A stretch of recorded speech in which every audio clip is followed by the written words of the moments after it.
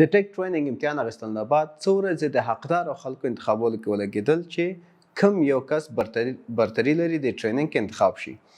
د دوران کې اکثر دوستانو موږ ته میسیجز هم کړي دي، کامنټ هم کړي دي چې رزلټ کله اناونس کیږي.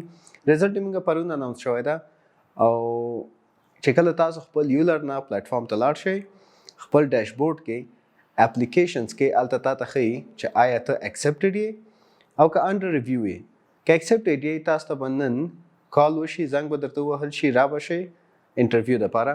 او که انډر ریویو وی تاسو ته به بیا هم کال کیږي، خو یو څو ورځې بعد ولې چې نور ټول باقي خلک چې دي هغوی ته به د یولرنا یو کلن سبسکرپشن به ورکوي.